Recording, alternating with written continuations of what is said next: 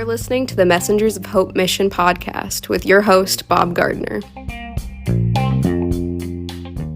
Today's podcast is brought to you by Glistening Glass. Glistening Glass is my company and is a residential window washing and gutter cleaning company. We service the northern Hillsborough and southwest Pasco County area. If you're interested in having your home windows or gutters cleaned, now is the time to call. 813-404-2300. That's Glistening Glass. Welcome, one and all, back to the Messengers of Hope Mission podcast. I know it's been a hot minute since I've been on here, but it's been a hectic summer, and I'm finally getting back to doing the podcast. We've had a lot going on at Messengers of Hope Mission, so I've been very busy, and my spare time, I have not really wanted to do the podcast. I've needed that for my family and my business, so I have taken a break from the podcast for the last 2 months. Part of the reason I do take a break during the summertime from doing extracurricular stuff such as the podcast is because the work at Messenger Hope actually gets much busier during the summertime. From about May or June on to the end of the year is our busiest time of year, with November and December being our busiest time with the holidays. But our second busiest time is the summer when school is out and kids are in need of food. School lunch programs have stopped, and programs like Pack-A-Sack and other ones where they send food home for the family and for the children have also stopped for the summer. Therefore, the pantry lines get longer during the summer, and I'll be talking about that in a little bit because our lines have been growing and not just because of the summer.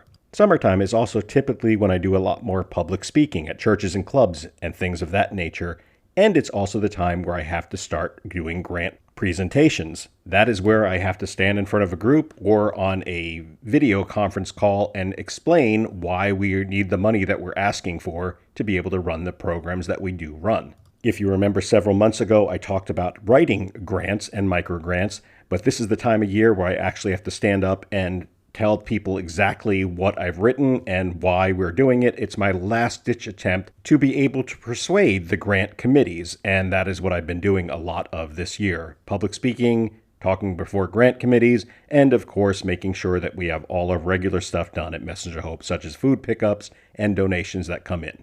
And on top of all that, we've had other things going on at Messenger Hope.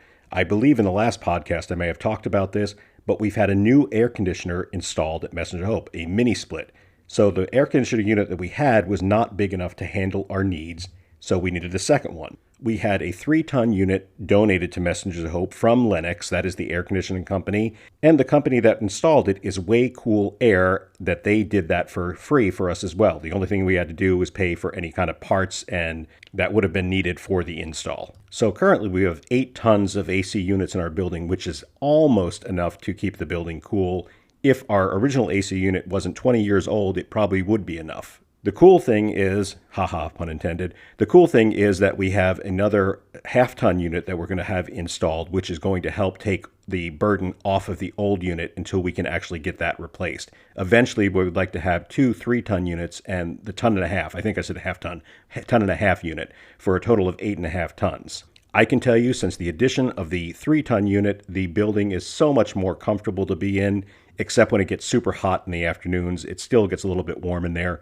Hopefully the 1.5-ton unit will help alleviate that.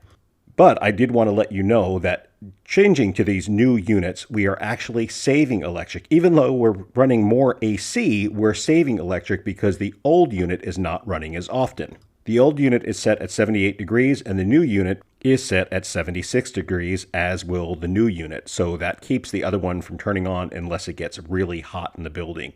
It has been great because our electric bill has actually dropped about $120 per month. With 2 AC units, the 25 freezers we have, a walk-in cooler, and the fans that we run at the building, on top of the lights and other electrical that we have to use, we have a bill of about $800 a month. That is a huge electric bill, and we are trying to do everything we can to make that a little bit better. So anytime that we have empty freezers, we unplug them and let them defrost, and that helps keep the electric down. And these new units that we're putting in and have put in are also energy efficient units, saving us money. And just to be clear, both of these units were donated to us.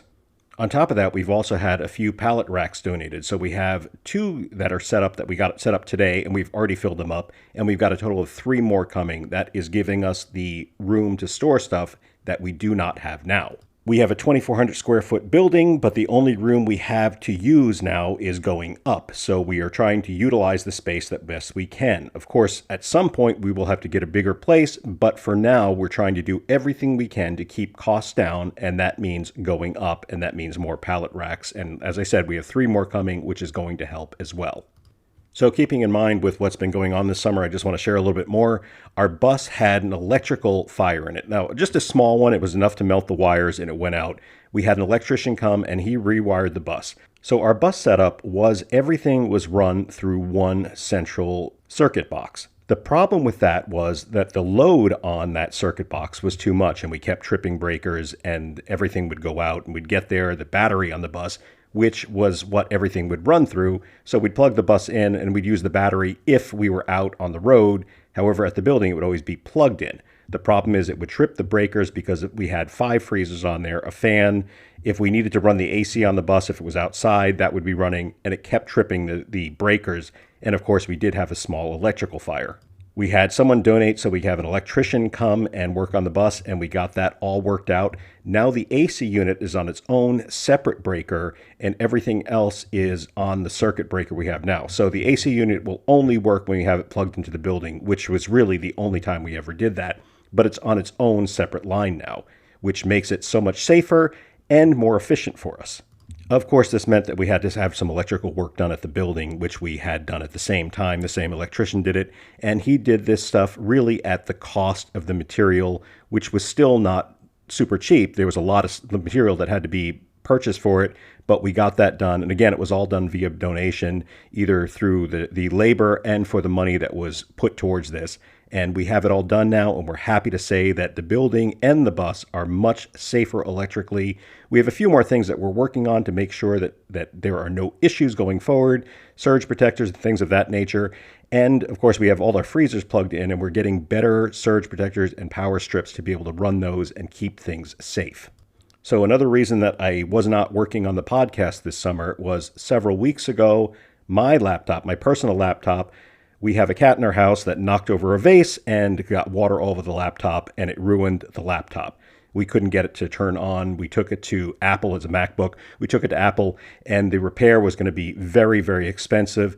So I didn't have a laptop for a while. Really, all I had was my phone, which made it difficult because, any kind of ordering I have to do for Messenger of Hope for food is done on the laptop. Reporting of everything that I have to do is done on the laptop. So for about a month, I couldn't do that. And I was, basically calling and emailing these people from my phone, letting them know that I'm keeping the records and I'll do it as soon as I get the laptop fixed. I shared that information with one of our donors, and he generously bought us a brand new laptop, which is what I'm using right now. It's actually better than the one I had, and this one is specifically for Messengers of Hope, where I can do the podcast, and I keep all the information, and it is all safe on here. It is separate from my personal laptop, which I did get fixed, but this is actually the Messenger of Hope Mission podcast, which I am recording on right now. And it's so nice to be able to have that because I can take that to work with me if I have to. If I got to go speak someplace, I can take it without my wife not having a laptop at home. So that actually helps. So thank you for, and I won't tell the donor's name, but he knows who he is. And I want to thank him for that, him and his family, so much for the generosity. And if I can just continue on with that same kind of thought, the money that we've been spending and what we've had to spend. I've shared this before. We've had an issue with our bus, the bus computer. This is a mechanical issue. This is separate from the electrical. This is a mechanical issue we're having with the bus. And what's happening as we drive, or sometimes if we're in park, the bus will just lose acceleration. The accelerator won't work. Now, we've had this worked on before. We've tried different options to try to get it fixed. The problem is it is a computer issue.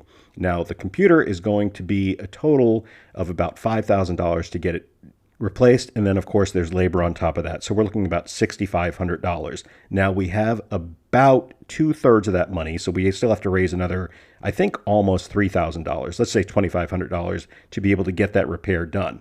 Now, the bus does run. I'm not saying it doesn't run. It does run. The problem is, as we're driving, sometimes it will lose acceleration. Like the accelerator just won't work. And what we have to do is either pull over or put the bus in neutral and turn it off and then back on. And hopefully the acceleration will work again. Sometimes it doesn't. Sometimes we have to do that multiple times.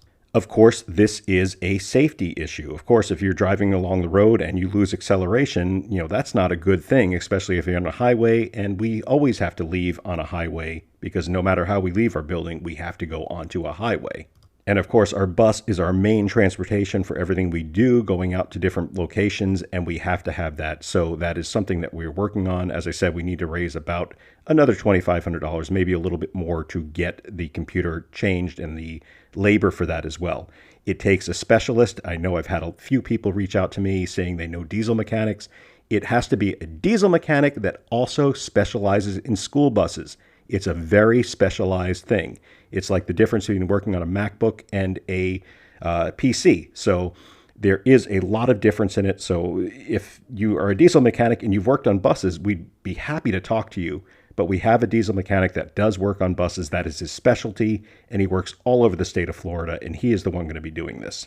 Okay, so far I've just been throwing a lot of information at you, and you might even say excuses for why I haven't been doing the podcast.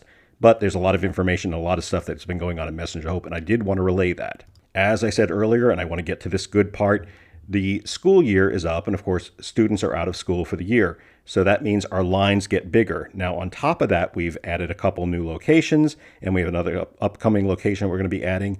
But the numbers have been increasing drastically with Messengers of Hope, and we have seen such growth this year, and I'm going to share that with you, what we've done in the past and what we're currently doing.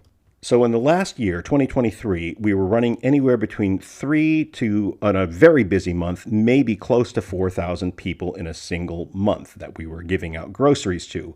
In 2024, in January, we hit 4,100 or something like that, maybe 4,200. It was just over 4,000, which we broke record numbers for January, almost record numbers for a December. And we were just floored by that. It didn't stop. In February, we raised that number by several hundred more. And then in March, several hundred more. Now, we have gone from 4,000 a month, 4,000 plus a month, to this month, July 2024, we are going to be close or maybe even top 10,000 people. That is crazy insane. And knowing that what we've been doing with Messenger Hope for the last 10 years, and by the way, in just less than 2 weeks, it'll be our 10th anniversary, I am just floored by the fact that we have had over 10,000 people in a month, when our very first year, we were happy to do maybe 3,000 or 4,000 people. To me, it's just crazy to think in those numbers, and the fact that we're doing that on a monthly basis. Every single month, the numbers have gone up, and we have been floored by it, shocked by it, really. Seeing going from 4,000 to 5,000 to 6,000 to 8,000 to 9,000, now almost 10,000. And by the end of this month, I think we will break the 10,000 mark. And it doesn't look like there's any stopping those numbers. It looks like this is a regular thing going forward. Now, we might have a little bit of drop off when school starts again, but we are also going to be starting a new pantry location on a Saturday afternoon somewhere in Elfers, Florida, which I'll talk more about in an upcoming podcast, because we have a planning day scheduled for next month, and I don't want to get ahead of myself. So the last thing I want to talk about today is Messengers of Hope's motto for 2024 and beyond. And our motto is simple: will work to end hunger. This is what we've been doing for 10 years, and it fits our model very good, and that is what we're going to be using going forward, because we want people to know that that is what Messenger Hope does. And of course, anyone that volunteers with us, that should be your motto as well. You're working to end hunger. With that in mind, I want to let you know that we have 2 Messengers of Hope shirts this year. Both of them have on the back like a construction-looking sign, the diamond construction sign, and it says, "Will work to end hunger." The shirts are orange in nature. Both of the styles of shirts that we have are sports material. One is a regular style t-shirt and the other is a tank top. Now, I will say that the regular t-shirt one is more of a creamsicle color and the tank top one is orange for sure, because that is what I wanted. I want a kind of a construction feel to it. So we have the creamsicle ones and we have the orange ones. They are $20 each, unless, of course, you're paying with a card or want it shipped to you, then it's $25. And we'd be happy to ship that out in the United States, continental United States. And as I said, these are $20 each, or $25 if you pay online. And these shirts say, "Will work to end hunger," and you are more than welcome to buy them. That will actually help Messenger Hope mission to accomplish that goal. And of course, if you buy the shirt, then you are working to end hunger as well. So I want to encourage you, check that out on our Facebook page.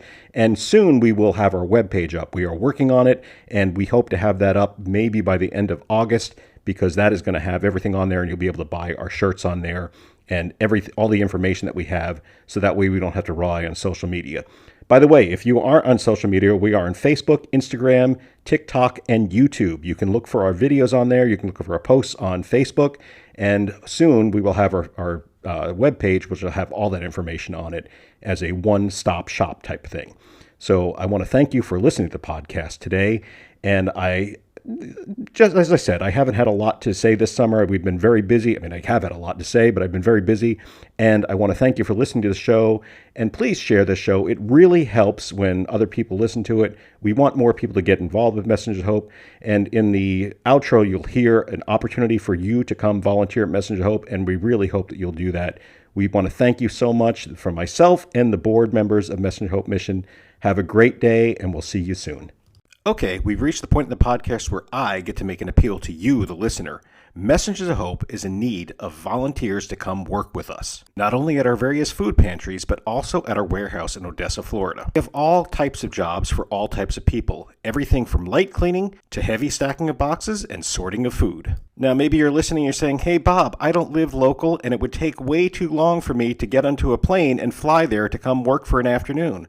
That's okay. I've got a plan for you as well. You can go to our Facebook page and find links for our payment portals. We have both Venmo and PayPal, and you can make a donation to Messengers of Hope that way. Still not enough? You can find our address and mail us a check, and we'll be happy to take that. Messengers of Hope is a registered 501c3 nonprofit, so any donations you make is 100% tax deductible.